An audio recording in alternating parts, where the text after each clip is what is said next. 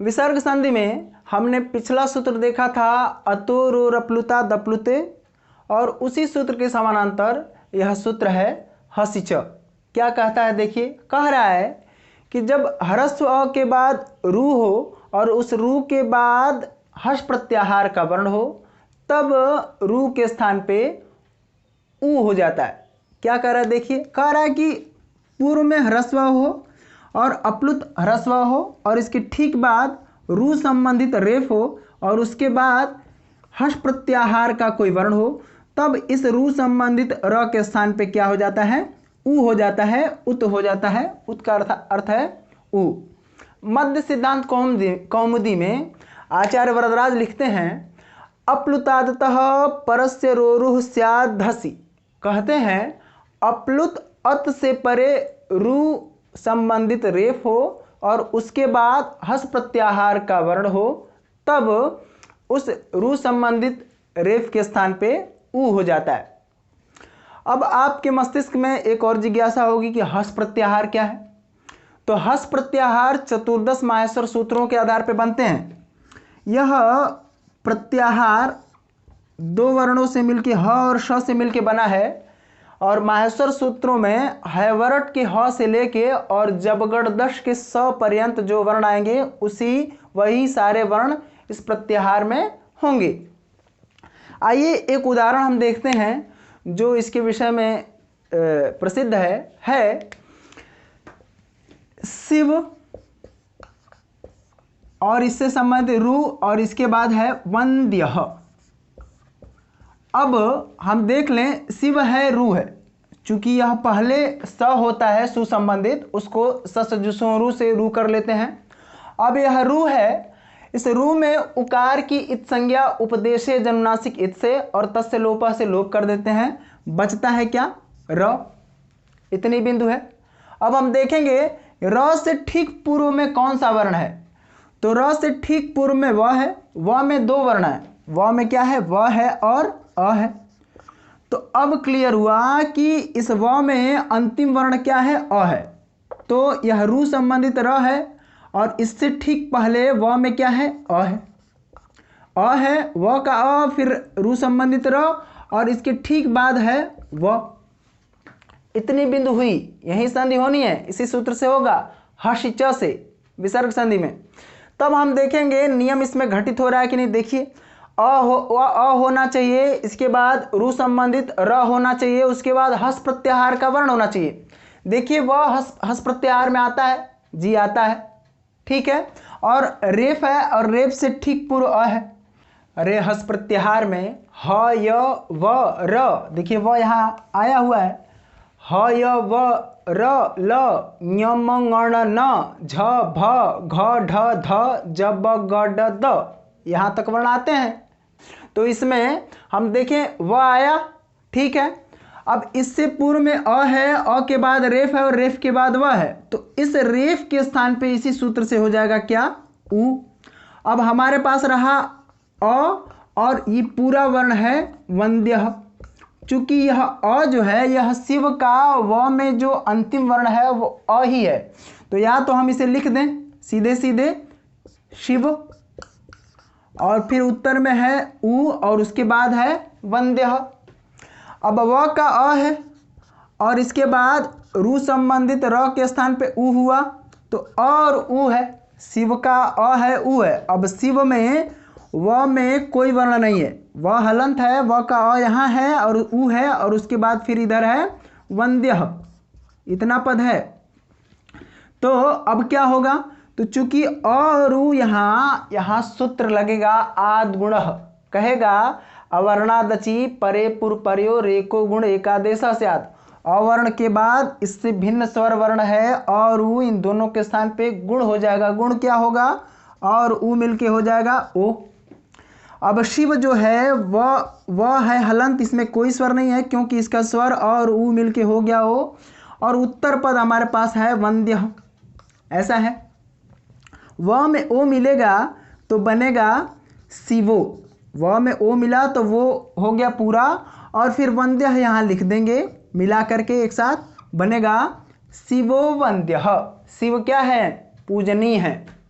इसमें 2-3 बिंदु हमें ध्यान रखनी है। सबसे पहले देखना है कि अ हो, उसके बाद रू हो, और रू संबंधित रेफ के बाद हस प्रत्याहार का कोई वर्ण हो, तभी रू के बाद जो होगा, रू के स्थान पे होगा वह उ होगा, उत होगा।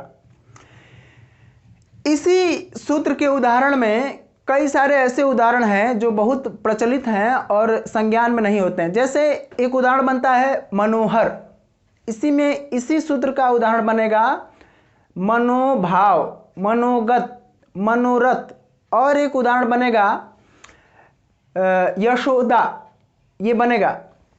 हमने पिछले भाग में देखा था, पिछले भाग में हम कह रहे थे कि कभी कभी हम पढ़ते हैं, वस्तुतः सभी लोग पढ़ते हैं रामः रामौ रामः, ऐसा पढ़ते हैं प्रथमा विभक्ति एक वचन में, लेकिन कभी कभी उदाहरण में लिखा रहता है रामो, ऐसा। जैसे यहाँ एक देखिए हमारे पास उदाहरण है, राम है, सुसंबंधित स है, और उसके बाद है हसति, ऐसा पद है। राम सुसंबंधित स है और उसके बाद है हसति। तो राम, राम में ये स है, अब इस स जुसोरू से इस स के स्थान पे हो गया रू, और रू के उकार की संज्ञा उपदेशे जन्नासिक से तस्य लोप से लोप, बचा क्या र। अब र है, अब राम, यहाँ पूरा पद हम उतार देंगे राम, और हसति पद उत्तर में ये है। अब देखिए म में है, अंत में है अ, और फिर है र, और फिर है ह, यही है। सबसे पहले अ, फिर यह र, और फिर है ह, यही 3 बिंदु है। अब इसका नियम हम यहाँ अप्लाई करेंगे, अवर्ण हो, अप्लुत अ हो, ह्रस्व अ हो, इसके बाद रू संबंधित र हो, और इसके बाद हस प्रत्याहार का कोई वर्ण हो, तब इस रू के र के स्थान पे हो जाएगा क्या उ, यही होगा ना। देखिए यहाँ तक है। अब क्या होगा, जब यह उ हो गया इस सूत्र से हसी च से, तो राम का जो अ है वो यहाँ रहेगा, और राम में से अगर अ निकल गया है तो म तो आधा बचेगा ना, इसमें कोई स्वर नहीं, विशुद्ध व्यंजन वर्ण बचेगा, और इसके बाद उत्तर में हमारे पास पूरा पद रहेगा हसति, ऐसा है। अब इस म का अ यहाँ है और यह उ है, और उ यहाँ दोनों के मिलने पर आद गुण सूत्र की प्रवृत्ति होगी, गुण संधि की प्राप्ति है। अवर्ण के बाद उससे भिन्न स्वर वर्ण है, तो दोनों को मिला करके गुण हो जाएगा क्या, दोनों का उच्चारण स्थान मिला करके गुण आदेश करेंगे क्या ओ।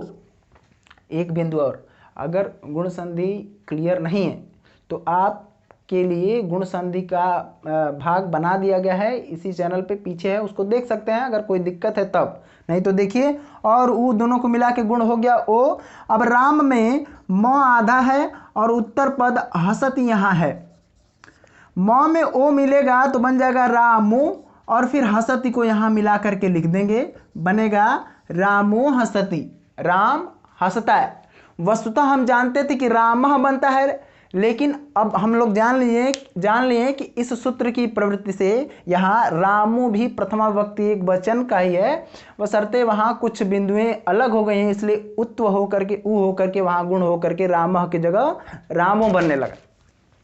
आइए एक और उदाहरण देखते हैं इससे संबंधित, लेकिन उससे पूर्व हमें जो ध्यान देने वाली बिंदु है ये है कि हम सबसे पहले देखेंगे ह्रस्व अ हो, उसके बाद रू संबंधित र हो, और उसके बाद हस प्रत्याहार का वर्ण हो। हस प्रत्याहार चतुर्दश माहेश्वर सूत्र जिसे जिसे नहीं याद है, मैं अपेक्षा करता हूं कि आप अब उसके प्रति संलग्न होकर के 14 माहेश्वर सूत्र है, ज़्यादा कठिन नहीं है, आप जल्दी से याद कर सकते हैं केवल आवृत्ति के माध्यम से।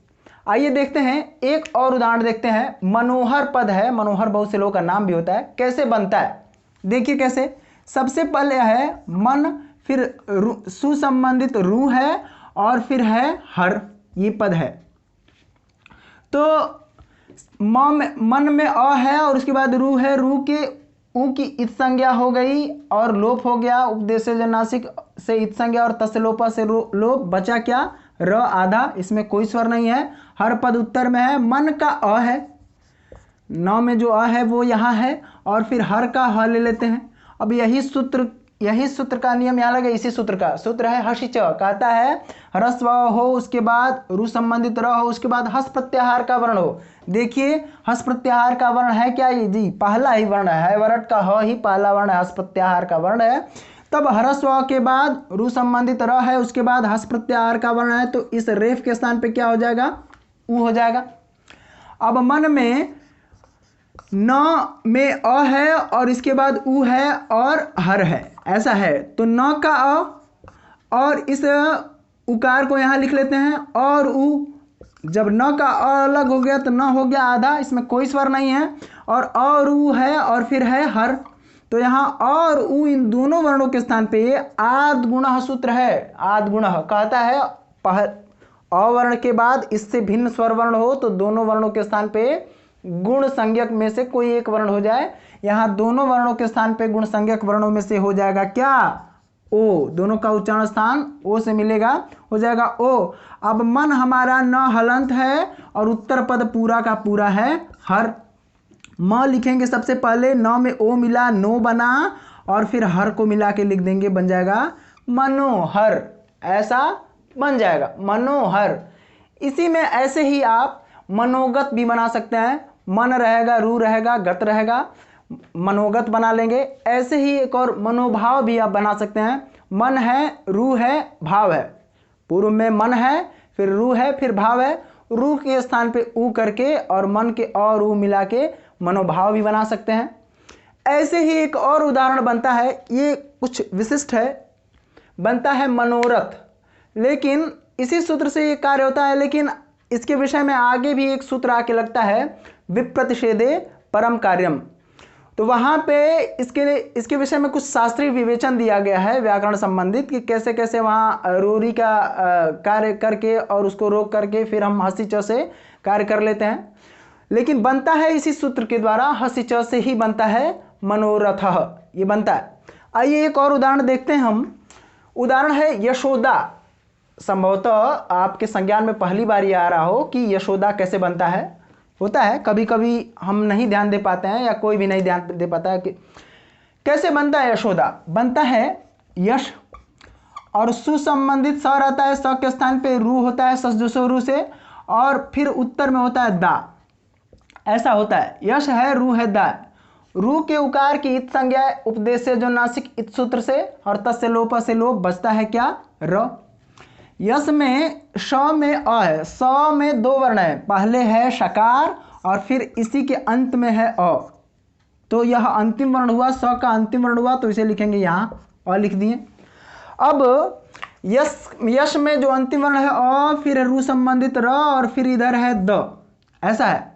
तो देखिए यही नियम अप्लाई हो गया। ह्रस्व अ के बाद रू संबंधित र है और उसके बाद हस प्रत्याहार का वर्ण हो जाएगा द। अब क्या होगा, जब यह द हस प्रत्याहार में आ जाएगा, अ है, रेफ है, द है, तो इस सूत्र से इस रेफ के स्थान पे क्या हो जाएगा? ऊ हो जाएगा। अब अ है इधर और रेफ के स्थान पे ऊ हुआ, इधर है दा, और यस में हमारे पास शकार जो है ये तालव्य वाला, यह हलंत हो गया क्योंकि इसका स्वर यहाँ है। अब अ और ऊ इन दोनों वर्णों के स्थान पे गुण की प्राप्ति हो जाएगी, यहाँ गुण संधि हो जाएगा दोनों को मिलाने पे, तो हो जाएगा ओ। अब यश को यहाँ लिखेंगे, सकार हलंत है और उत्तर पद में है दा। इतनी बिंदु हो गई है, केवल मिलाना है हमें। देखिए सबसे पहले यकार, इस शकार में ओकार को मिलाएंगे, अझीनम परेण संयुज्यम, पर में मिल जाएगा, अच से हीन वर्ण अपने पर वाले वर्ण में मिलता जाएगा। तो इस शकार में इस ओ को मिलाएंगे तो यह हो जाएगा शो, और फिर इसे हम दा को यहाँ लिख देंगे तो बन जाएगा यशोदा। इतनी बिंदु हुई। हमें जानना है कि जब हम यह कार्य कर रहे हैं संधि का, कि सबसे पहले हम देख रहे हैं ह्रस्व अ है और इसके ठीक बाद हम देख रहे हैं रू है, रू संबंधित रेफ है, और उसके बाद हस प्रत्याहार का वर्ण। तो हस प्रत्याहार अगर आपको याद नहीं हो पा रहा है, क्लियर नहीं हो पा रहा है, तो हस प्रत्याहार अगर माहेश्वर सूत्र याद है तो आपको बनाना चाहिए, आप आसानी से बना सकते हैं। अगर इससे संबंधित कुछ देखना है तो पीछे वीडियो में बताया हूँ। हमें देखना होता है कि प्रथम वर्ण और अंतिम वर्ण के मध्य कौन कौन से वर्ण आ रहे हैं, हलंत वर्णों को छोड़ करके, यही देखना है। इसे हम, अगर आपकी इच्छा होगी तो इस पे हम फिर से एक बार डिस्कस कर लेंगे।